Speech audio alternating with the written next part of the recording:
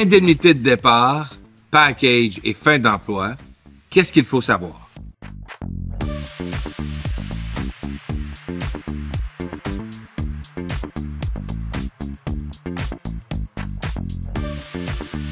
On a tous déjà entendu parler des expressions comme indemnité de départ, préavis de fin d'emploi ou l'expression populaire la plus consacrée, avoir droit à un package ou est-ce que je peux me négocier un package? Qu'est-ce que ça veut dire en termes de droit du travail?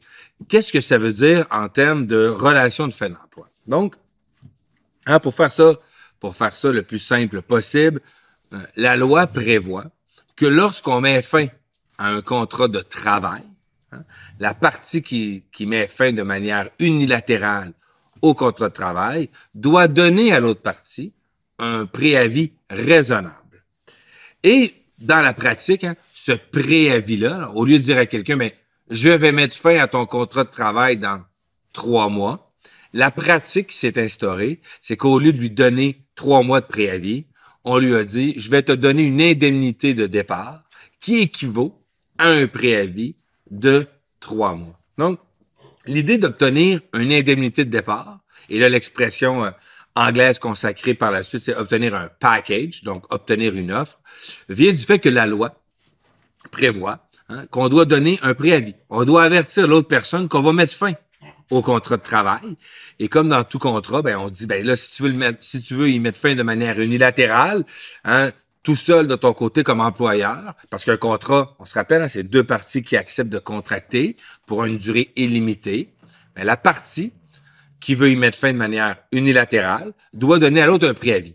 Dans la pratique, le préavis est beaucoup plus donné par l'employeur en termes de longueur que l'employé, mais l'employé doit aussi donner ce préavis-là. Vous avez tous déjà entendu l'expression « j'ai donné mon 2 semaines avant de quitter ». Ce 2 semaines-là, c'est la pratique courante, donc donner son préavis avant de quitter. Donc, lorsque l'employeur veut mettre fin à un emploi ou lorsque l'employé veut y mettre fin, on donne à l'autre partie un préavis. On comprend que l'employeur qui veut plus d'avoir un employé qui travaille pour lui va préférer lui donner un montant d'argent plutôt que de lui l'aviser qu'il va quitter l'emploi dans 3, 4, 5 ou 6 mois. Il aime mieux le payer et lui dire « j'aime mieux que tu quittes » que de payer un employé qui va rester dans le lieu de travail et qui aura bien évidemment une motivation moins grande à travailler. Donc, l'idée de donner une indemnité au lieu et place du préavis, c'est une manière que l'employeur de s'assurer de respecter ses obligations légales tout en n'ayant pas un employé non motivé ou un employé qui pourrait obtenir des secrets d'entreprise, qui pourrait être tenté de le compétitionner. Donc, c'est la manière usuelle de le faire. Ce préavis-là est calculé en fonction du nombre d'années ou du nombre de temps passé à l'emploi. Les normes du travail prévoient un préavis minimum. Mais la jurisprudence et le Code civil du Québec prévoient que ce préavis-là doit être quand même plus grand que ce que la loi sur les normes dit. Pour faire clair, la loi sur les normes dit voici le minimum de préavis que vous devez donner. Et le Code civil du Québec est venu dire, ben, lorsque tu romps un contrat de travail, il faut que tu donnes un préavis. Et la jurisprudence a interprété ces articles-là, 2091 et 2092 du Code civil, comme pour être raisonnable, il y a plusieurs critères à garder. Et l'interprétation des tribunaux est plus généreuse que le minimum prévu à la loi sur les normes du travail. Alors, il y a plusieurs critères qu'on doit regarder pour déterminer quel est ce préavis-là. L'objectif ou la philosophie derrière ce préavis-là, c'est de donner la chance à la personne qui perd son emploi de se retrouver un autre emploi. Et du côté inverse, de l'employé qui donne un préavis, c'est donner une chance à l'employeur de te remplacer. Donc, les critères qui vont être étudiés pour déterminer la durée du préavis, ça va être le nombre de temps passé dans l'entreprise. Plus vous avez travaillé longtemps quelque part, plus vous aurez le droit à un long préavis ou à une indemnité faisant office de préavis. Votre niveau de scolarité, plus il est élevé, plus le préavis devrait être plus long. Donc, l'indemnité, par conséquence, plus vous avez un job spécifique. On va aussi regarder l'endroit où vous travaillez, le milieu socio-économique. Si vous travaillez dans un endroit où il y a beaucoup de chômage, on comprend que ça va être plus difficile pour vous de vous retrouver un emploi. Donc, le préavis devrait être plus long. L'indemnité devrait donc être plus longue. L'âge que vous avez, on comprend qu'il est plus dur de se trouver un emploi à 64 ans qu'à 29 ans. Hein? Le type de milieu dans lequel vous travaillez, la manière dont vous êtes recruté. Imaginez, vous quittez un emploi que vous avez depuis 25 ans pour arriver dans un nouvel employeur, puis vous congédiez après 3 mois. Vous avez renoncé à un paquet de privilèges, un paquet de droits. Donc, l'expression là, être débauché, quand un employeur vient vous chercher, va influencer sur le préavis et sur l'indemnité. Et ce package, l'indemnité, vous comprenez, donc ce package qui est offert en lieu et place du préavis, il y a un élément intéressant et majeur dedans, c'est que vous ne pouvez pas y renoncer d'avance.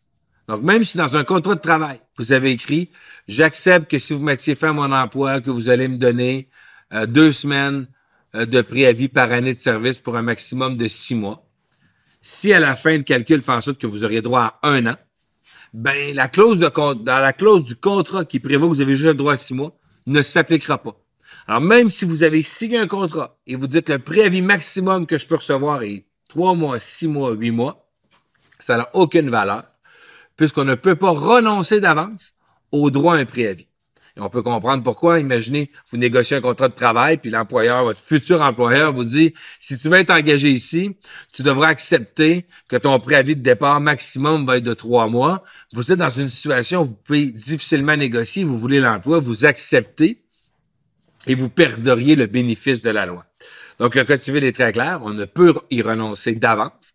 Par contre, le minimum qui a été accordé dans le contrat, vous y avez droit. Donc, ça vous dit, tu vas avoir droit à un préavis maximum de 6 mois. Vous avez atteint ce 6 mois-là, vous y avez droit, mais ça ne veut pas dire que vous n'avez pas le droit à plus, parce que si vous avez le droit à plus, vous ne pouviez pas renoncer d'avance à ce supplément-là ou à ce que vous auriez eu droit de plus. Donc, un package, par la suite, ça se négocie, ça se discute. Lorsque l'employeur dit qu'il veut que l'employé quitte, on peut argumenter des deux côtés. Est-ce qu'il y a des clauses de non-compétition qui s'appliquent? Y a-t-il des clauses de non-concurrence qui s'appliquent? Tous ces éléments-là, ensemble, vont faire en sorte qu'on va déterminer quel est le bon préavis, quelle est l'indemnité faisant office de préavis. Alors, s'il y a 2 choses à se souvenir, c'est 1, on ne peut pas y renoncer d'avance. Et 2, la manière de le calculer dépend de plusieurs facteurs.